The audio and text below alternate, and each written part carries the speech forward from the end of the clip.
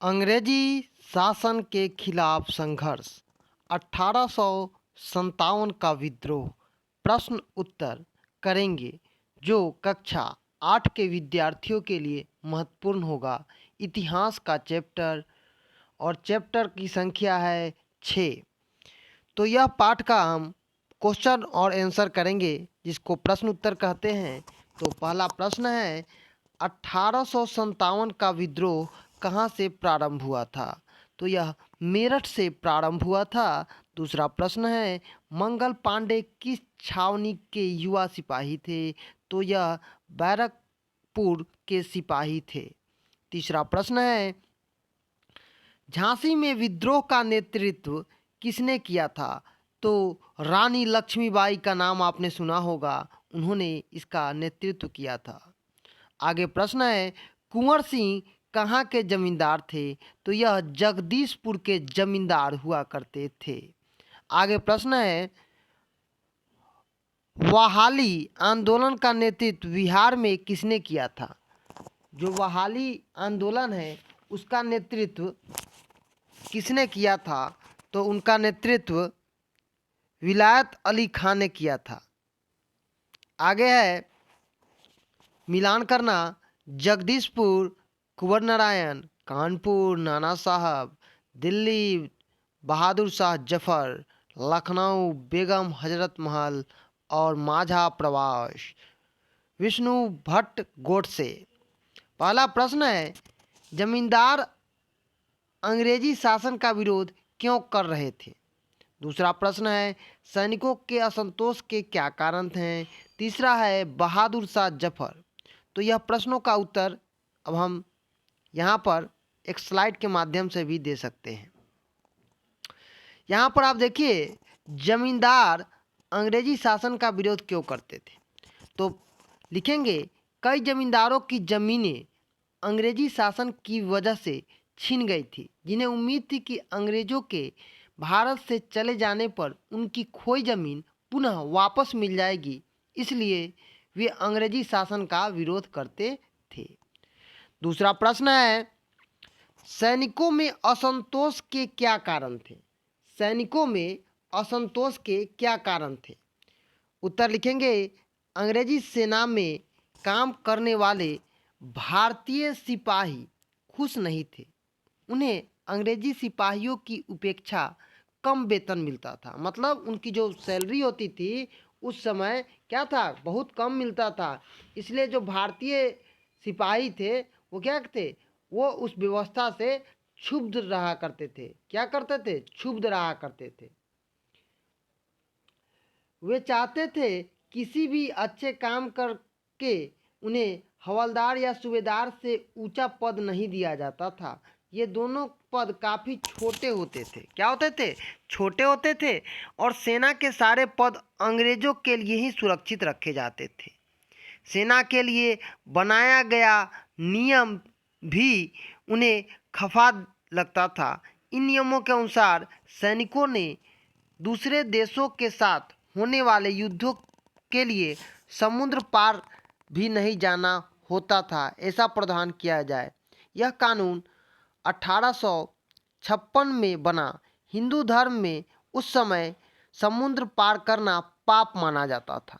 जैसा कि आप जानते हैं हमारे धर्मों में बहुत सारी रीति रिवाज है, उसी तरह से हमारे धर्मों में पानी का जो पार करना है वह वर्जित है।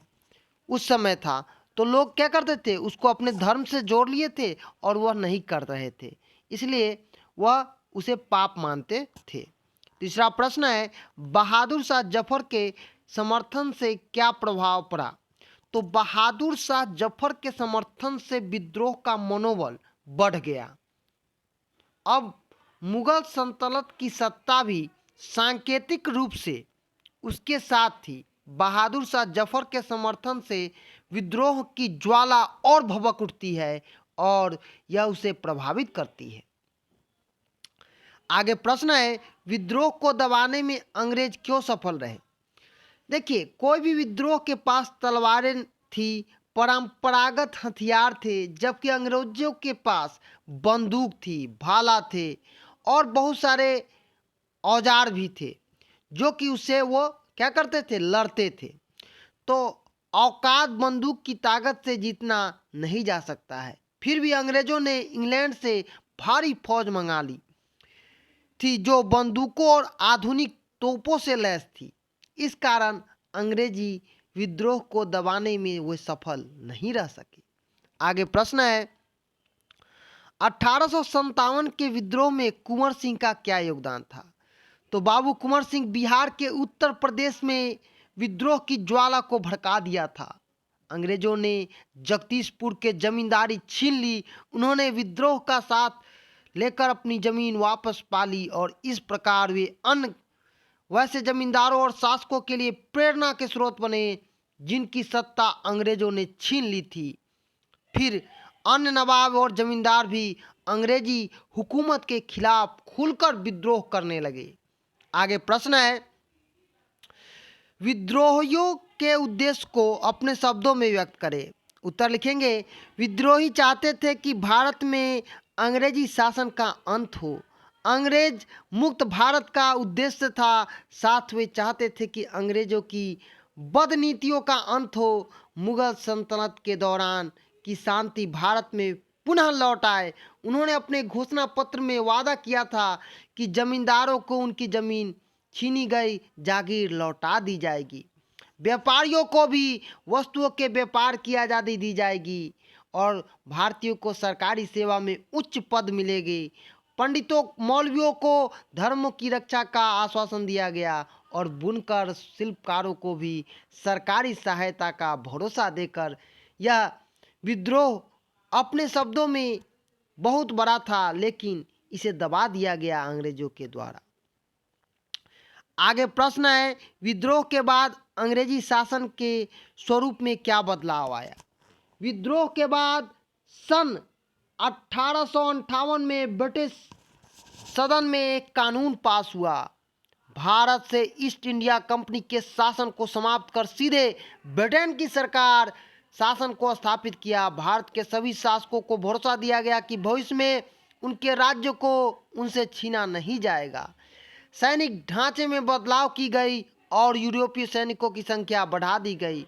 इसका अनुपात अब 2:5 हो गया, यानी प्रत्येक 5 भारतीय सैनिकों पर 2 गोरे सिपाही लगा दिए गए। अवध, बिहार, मध्य भारत, दक्षिण भारत और सिपाहियों की विद्रोह करने की जगह गोरख, सिख और पठान का ज़्यादा संख्या में भर्ती किया गया। इन तीनों समूहों के सैनिकों ने विद्रोह को दबाने में कंपनी की काफ़ी सहयोग किया। यह भी तय किया कि उन्होंने भारतीयों के धार्मिक और सामाजिक जीवन के साथ कोई छेड़छाड़ नहीं की जाएगी। तो आज हम अंग्रेजी शासन के खिलाफ संघर्ष 1857 का विद्रोह प्रश्न उत्तर जो कि अतीत से वर्तमान कक्षा 8 के विद्यार्थियों के लिए उपस्थित किए हैं। धन्यवाद।